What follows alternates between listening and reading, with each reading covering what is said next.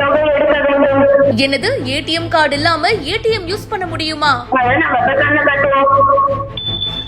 நம்ம செய்கிற நேரத்தும் தொகையை பெற்றுக் கொள்ளவும்.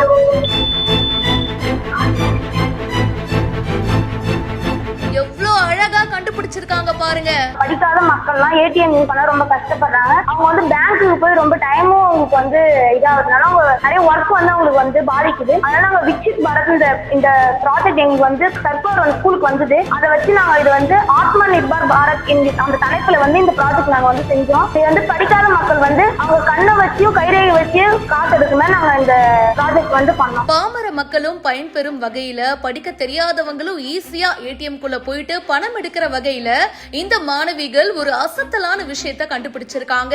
ஏடிஎம்ல ஏடிஎம் கார்டு இல்லாமலேயே நீங்க பணம் எடுக்கலாம். அத பத்தி சிறப்பா நடிச்சும் காட்டி இருக்காங்க.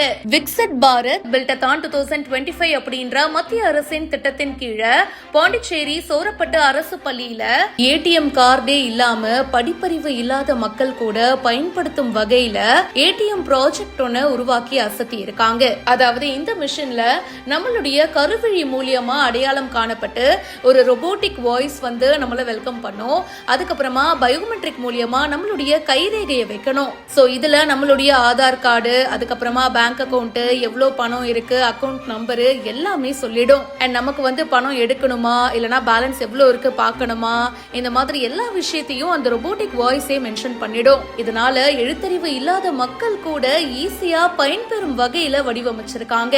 மாநில மொழிகள் எல்லாமே இந்த ரொபோட்டிக் வாய்ஸ் பேசுற மாதிரி அசைன் பண்ணிருக்காங்களாம். இந்த வீடியோ பத்தின உங்களுடைய கருத்துக்களை கமெண்ட் செக்ஷன்ல சொல்லுங்க. இப்பவே பிஹைண்ட் ஃபாலோ பண்ணுங்க.